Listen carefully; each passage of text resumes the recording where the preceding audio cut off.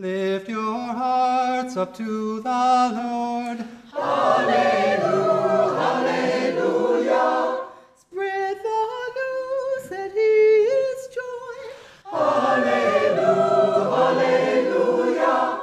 Sing in the mountains, sing in the meadows, sing hallelujah, God is joy. Lift your hearts up to the Lord. Hallelujah, hallelujah. Spread the news that he is true. Hallelujah, hallelujah. Sing in the mountains, sing in the meadows, sing hallelujah, God is truth. Lift your hearts up to the Lord. Hallelujah, hallelujah. Spread the news that he is love.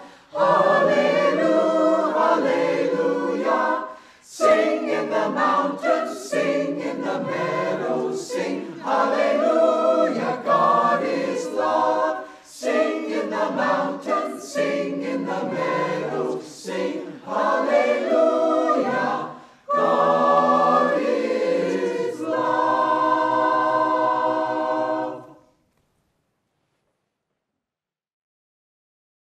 I'd like to welcome you all to Sunday service. My name is Nayaswami Ananta. This is Nayaswami Maria. We're going to have the talk given by Erin today. And I'd like to thank you all for coming. And it adds a lot to the service when your devotion, enthusiasm come, whether you're online or here in person. Thank you for making the effort to come and join us. I'm supposed to welcome our guests to the Expanding Light that are here. I'd also like to welcome the people that are here for the first time. If this is the first time you've been to the Temple of Light or to Ananda, make yourself at home. We have greeters at the end. You can just ask questions if you have them, or just let us know what you need. We're here to serve. Thank you for coming. I'd like to read from Rays of the Same Light. And our topic this week is, by thinking, can we arrive at understanding? Truth is one and eternal. Realize oneness with it in your deathless self within. The following commentary is based on the teachings of Paramahansa Yogananda. There are many places in the Gospels where we see Jesus in open conflict with the Pharisees, that is to say, with man-made as opposed to true mystical tradition. In the Gospel of St. Matthew, chapter 15, we see a good example of how they and he locked horns. Then some of the scribes and Pharisees from Jerusalem came and asked Jesus, "Why do your disciples break our ancient tradition and eat their food without washing their hands properly first?" Jesus, after scolding them for their hypocrisy in observing lesser rules so carefully, while ignoring the much more important ones, said, "Listen and understand this thoroughly. It is not what goes into a man's mouth that makes him common or unclean. It is what comes out of a man's mouth that makes him unclean." It wasn't that Jesus counseled against such wholesome practices as washing one's hands before eating. In an age, however, when lesser rules were given too much importance relative to the truly important observances, cleansing the heart of impure desires, for example, he emphasized the supreme importance of loving God and of communing with Him. The Pharisees, the orthodox religionists of his day, in other words, had brought true religion down to a level of intellectual hair-splitting. They mistakenly considered the way to understanding to lie through a minefield of definitions, which they tried to refine to ultimate exactitude.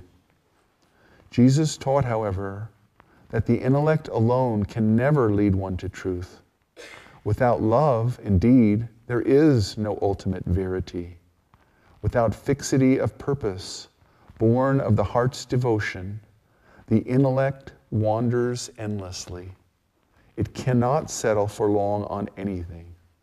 As the Bhagavad Gita says in the 2nd chapter, the intellects of those who lack fixity of spiritual purpose are inconstant, their interests endlessly ramified. Thus, through Holy Scripture, God has spoken to mankind.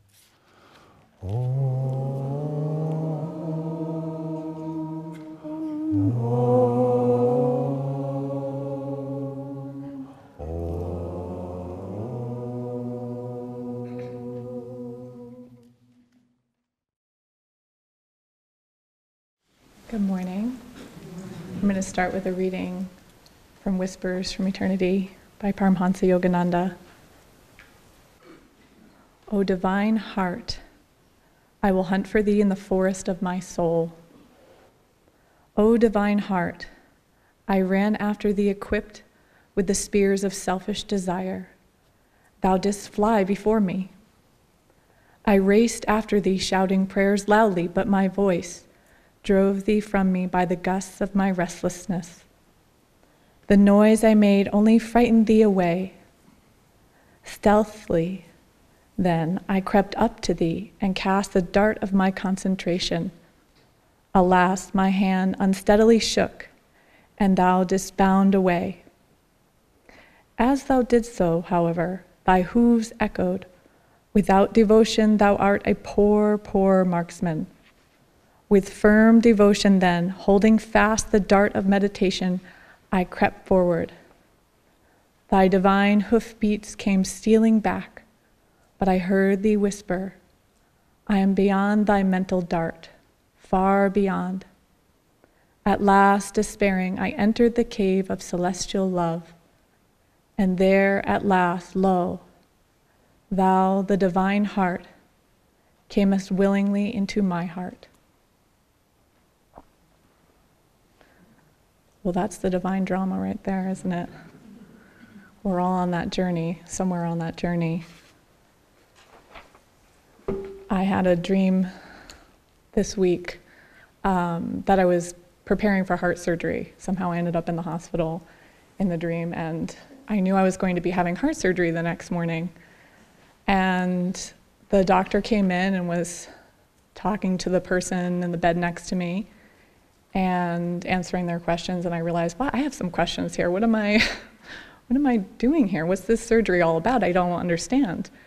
And so I was waiting for the doctor to be finished, and before I knew it, he had left.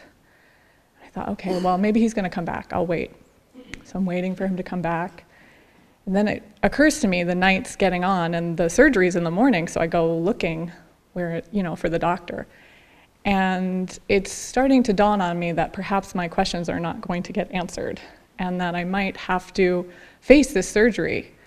And there's this very dim thought in the back of my mind that, what if I have to just trust God? Has that occurred to anyone here, perhaps? But when I woke up, the overwhelming feeling was just that feeling of dissatisfaction, of not understanding, of not having my questions answered. And I think a lot of us have that experience in life where, what's going on here? We look for answers in a lot of different places, in our jobs, in our relationships.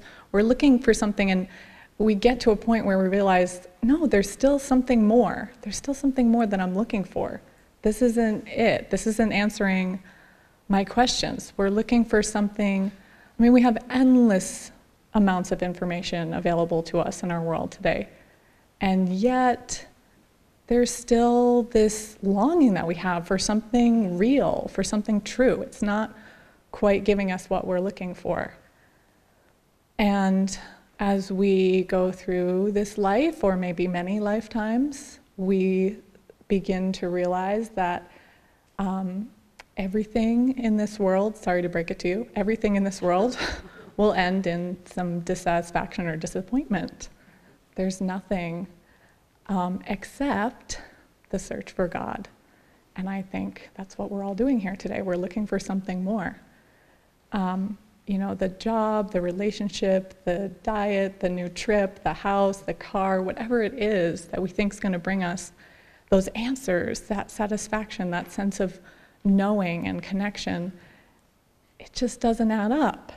And, by thinking, can we arrive at understanding?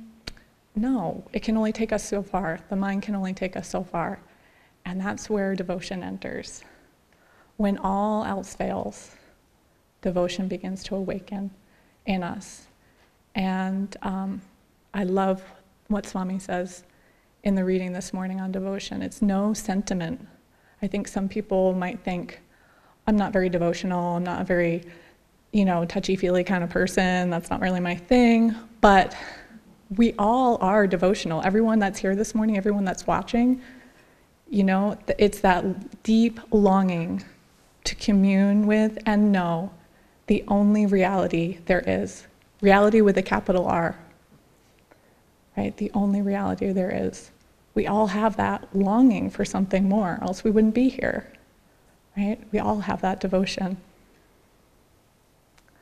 So when all else fails, we come to the search for God, come to that journey, just like that little bird that we talk about every weekend in the Festival of Light. And I really love also the image of devotion as a sword, right? It's a powerful tool, it's not any weak little feeling, right? It's a strong weapon to fight against delusion. Right? So if we imagine that our journey, we start out on the path and we're walking through the woods and we're on the path to start. We emerge from our home in God, we're on the path, we're doing good, everything seems clear, and then all of a sudden, somehow we're in this tangle of brambles. Or maybe we're in that tangle, we've gotten off the path, we don't realize it for a while, we're kind of enjoying it, the birds are singing, we're just kind of wandering through the woods, and all seems good. And then there's this moment where, wait a minute, I'm not on the path anymore. This is not where I'm meant to be. This is not where I was headed. And that's when devotion awakens, that longing. I want to get back to the path. That's what takes us there, right? That sword of devotion is our concentration, our fixity of purpose. Nothing matters but God. Nothing matters but that search for what is real. And so we use our sword of devotion to clear away that delusion, that darkness, the habits, the temptations, whatever it is that's getting in the way of being near to God, right? And finally we find, finally I'm back on the path. This is where I started. Okay, great. Can start to make some progress again. And when we get on the path, we find there are others there, and there's the Guru. He's cleared the path for us, right? And all we need to do to stay on the path is stay close to him, keep him close in our heart, right? That beautiful chant, think ye in thy heart, lotus feet of thy Guru, right? He'll carry us over that ocean of delusion. We just have to keep that awake in our hearts. Keep thinking of God. So we can use the mind to help us, but it's not what's going to get us there in the end, right? We can use the mind to help think of God and do japa throughout the day to remind us, but it's not going to take us there. So there are many tools. I'll just say also, I don't think it was a coincidence that it was heart surgery that I was preparing for. Did anyone else tune into that? I think, it's the grace of the Guru through our service and through our meditation, and especially through Kriya, that is doing that heart surgery every day. It's just clearing that inner path. Because this is the path, the whole path is from the base of the spine to the spiritual eye. And that's where all those things need to be cleared away. And how do we do that? Through our practices, right? So there are many paths to God. There are many ways to get there. And our intellect can enjoy kind of going down any one of them. And that can work for a time. But if we really want to get there, we have to pick a path and follow it all the way. We look even just at the teachings of this path, of Yogananda and of Swami Kriyananda, the books that they've written, all the different topics, all the different ways that spirituality can be brought into all the different aspects of our lives, right? Our relationships, our work, our health, in education, the art and music. And that's wonderful, but how do we really do that every day, right? Where do we put our focus, right? We can get lost even just on this one path. There's so many different ways to go and things to focus on. Do I eat right, or do I, should I focus on my relationships, or am I trying to be nice to people? Where do I start? It can feel a little, I think that's a knowing laughter. It can feel a little overwhelming even once I've found this one, path that, oh, this is my path, yes, and this is my guru, and I'm going for it. I think that's the fixity of purpose. Just keep, that question, what matters most? What really matters? And the answer, again and again, is love God. It's your love for God and God's love for you. That's going to take you there. So I wanted to talk a little bit, too, about some of the other tools in Education for Life. I teach at the Living Wisdom School here at Ananda, and we use a philosophy called Education for Life, which is based on the teachings of yoga. And in Education for Life, we have something that we call tools of maturity. And they're just different aspects of our being that we're trying to develop. We all have them, and intellect is one of them, but there's also feeling, there's our body, our physical being, and our will. And these are mirrored, these are based on the 4 paths of yoga that are mentioned in the Bhagavad Gita. So the path of the body is the karma yogi, the path of service, right? The path of the intellect is jnana yoga, or the yoga of wisdom and discrimination. And we have the willpower, which is the Raja yoga, that's the royal yoga. So we need willpower for everything that we do. It infuses everything. And then we have devotion, the feeling, the bhakti yoga. So each of these areas can be used to help us move forward on the path. We have our sword of devotion to clear the path, but then how do we keep moving forward, right? We need to use all these different aspects of ourselves and engage all of them in that single-pointed pursuit towards God, right? So through the body, right, the physical body, we can offer service. That's our karma yoga. And I just look out in the crowd and I just see a wonderful sea of karma yogis here, all of you. It's wonderful to get to live here and serve with all of you. Our service really to others is what draws us forward on the path. It keeps us from staying still and getting lost and thinking only of ourselves, right? Keeps us moving forward. A beautiful example of this is the life of St. Francis.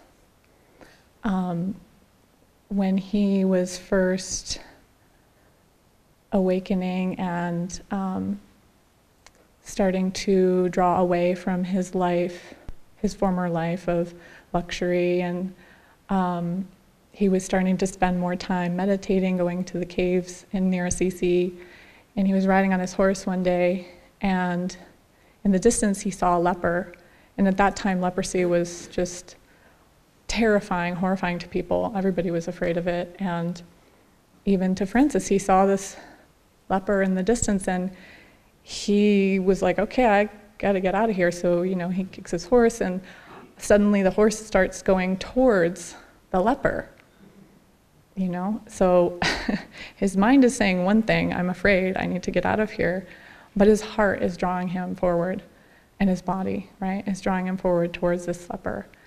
And when he gets there, he jumps off.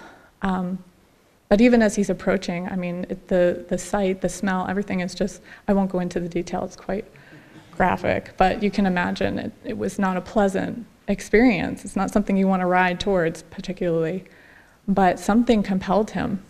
And as he gets there, he jumps off the horse and he offers this person all the money that he had.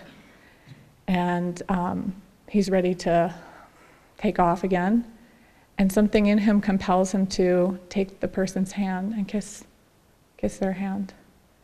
And he's just flooded with such bliss, with a happiness that he's never known. It's beyond all reason, beyond all explanation. And that's what that love for God does for us. It just takes us beyond all reason. I think, we have touches of that in our human relationships. I see a lot of parents in the audience, and I think that, there's an experience of that. What you'll do for the love of a child is just beyond all reason. What you do for the people that you love, right? When we can direct that love to God, how much more powerful it can be. So that example of St. Francis just shows us how when we're willing to serve others, when we follow our heart, right, it just draws us forward on the path. We don't run away, right? We get closer to God. The intellect is another aspect of ourselves, and we need to learn how to use it appropriately, right? Swami says the intellect alone can never lead one to truth. So there's the answer right there. Without love, indeed, there is no ultimate verity. Our minds are a part of us, but what do we do with it, right? Do we let our minds control us, or do we have control over our minds through concentration? We have the practice of Hang Sa, which Paramahansa Yogananda called the highest technique of concentration, right? Thinking about it, and I think the way we use our mind, where we put our mind, is sort of which way we're facing on the path, right? So if service brings us forward, if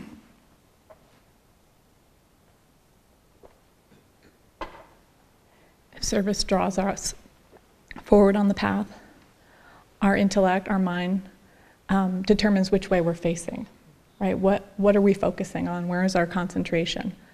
If we're turned towards our desires or what's happening out in the world or whatever it is that can distract us, right? We can get turned away from our goal. A friend of mine recently shared a powerful experience of using japa, which is repetition of the name of God. And it's a beautiful tool for disciplining the intellect, for disciplining the mind throughout the day, for just maintaining that concentration as we go through the day. Because, of course, in the morning and the evening, we're practicing our concentration with our techniques, but then there's that whole rest of the day in between. So she'd been going through this period of just a lot of confusion, really feeling there's something I'm meant to be doing, I don't know what it is, I don't know where to go, and just going down endless avenues of, we call them rabbit holes when I talk with her, of, well, what if this, and then this, and, or if I got this job, and then this, and what, and just all the what ifs, right? And just, somewhat enjoying going down those little rabbit holes, so to speak, but always kind of coming up empty, ultimately. And so she shared with me recently that she started practicing japa, saying, Babaji, bless and guide my life. Babaji, bless and guide my life. Babaji, bless and guide my life. And she just over and over, and she said, I did it like 1,000, I don't know how many times. And she sat to meditate that day, and the clarity was just instant. It was just there. It had just cleared away all that confusion, right? To just keep your mind focused on God. Whatever manifestation that is. For her, that was Babaji. For some of you, it might be Yogananda or Divine Mother, right? Some image or something that helps you connect with that light. So using our thoughts, using our intellect to direct us towards God, not get turned away. And then there's willpower. Ultimately, just don't give up. That's the short version, right? It's persist. Just keep going in whatever you're doing. Whatever's in front of you, that's what you need to awaken. Just do that. Don't worry too much about it. The mind loves to get lost and worry about all the different possibilities, but just do what's in front of you and do it with your whole being as best you can. I love this, what Swami Kriyananda shared about Yogananda, which is that whenever he would correct or offer, some discipline, you never left feeling discouraged. You always left feeling encouraged.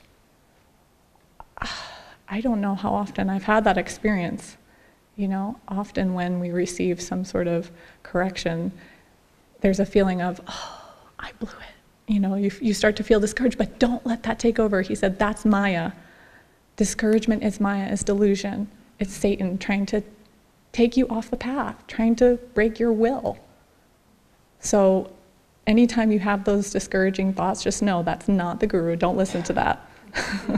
That's not where you want to go. So our heart's devotion filters through all of these. You just can't develop in just one area or only practice in one way. All of these are so interconnected.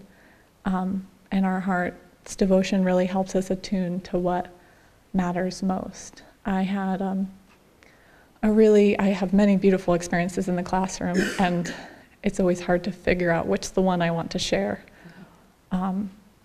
So I had a student who was really struggling to learn for many different reasons. We were really trying to help the student learn to read, particularly. And I teach 2nd and 3rd grade. And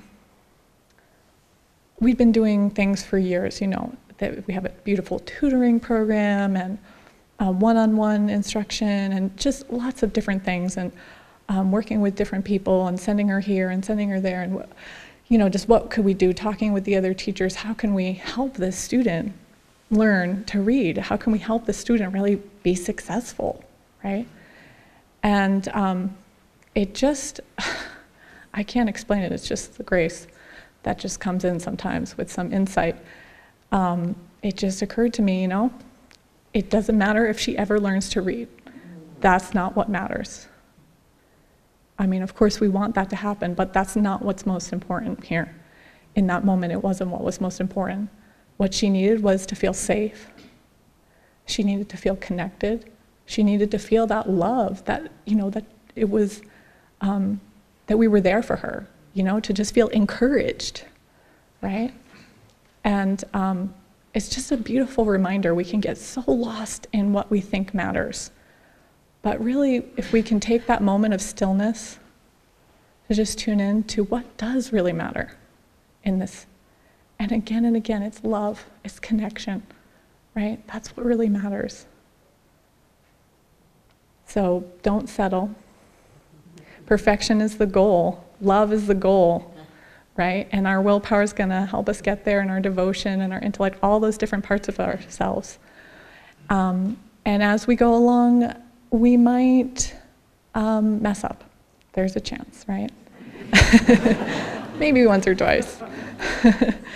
But the thing is, the reading today was a little bit about, the rules in Scripture and following the rules. And what Jesus is really asking is, what really matters here? What's really important? Is it really important that we wash our hands? Yes, but don't get caught on just that, right?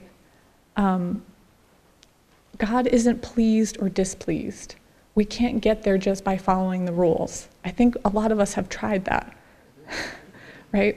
A lot of us are really good at following the rules, right? And it only gets you, even that only gets you so far. Even if you're following the best rules there are, it still only gets you so far. You still need that heart's devotion to get you that last bit, that love for God and receiving God's love for you.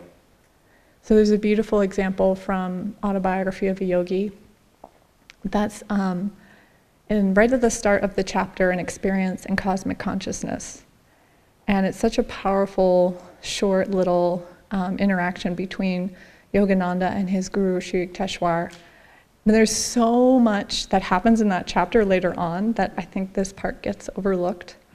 But it's a very powerful reminder of God's unconditional love for us, that no matter what we do, no matter where we go, no matter how lost we get, he's there, and all he wants is our own happiness.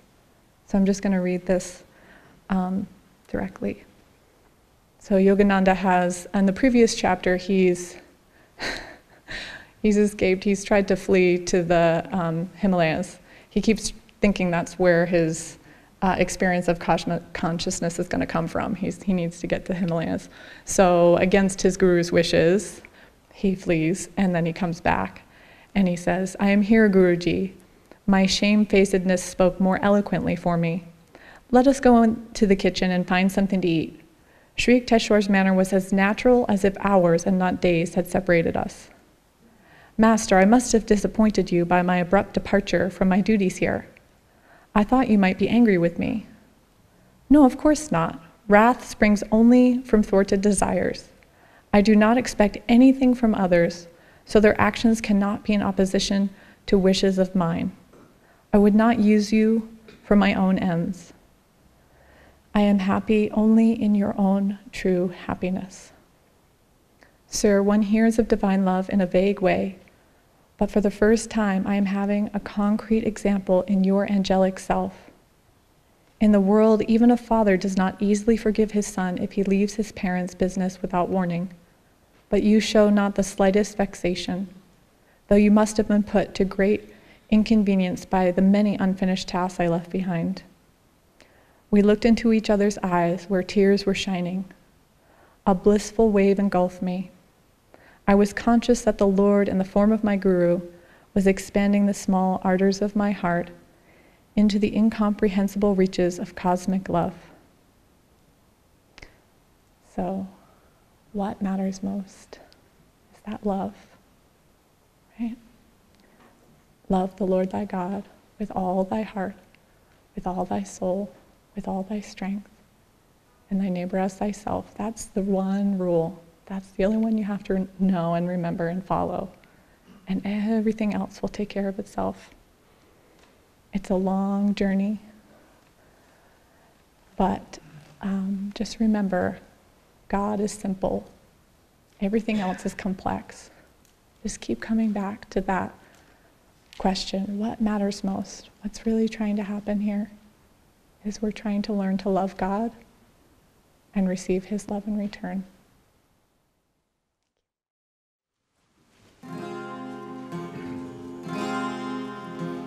Still your mind if you want to pray. Send all cares far away. Sing then love's ever near. Isis comes, await the day. Isis comes, await the day. Mother comes, await the day.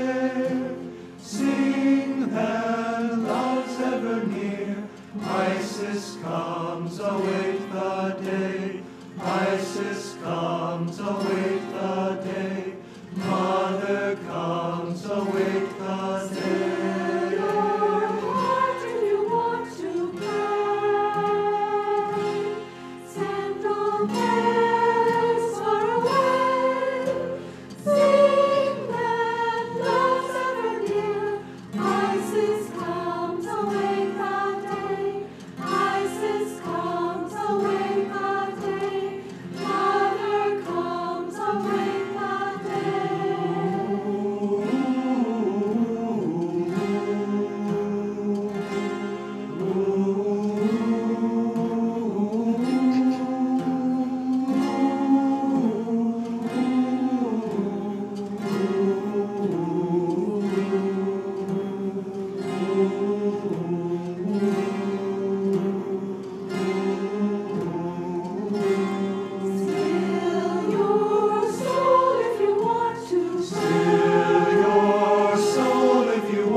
to pray. Your soul if you want to Still your soul if you want to pray. Still your soul if you want to pray. Still your soul if you want to. Still your soul if you want to. Still your soul if you want to pray. Isis comes, awake the day. Isis comes, awake the day.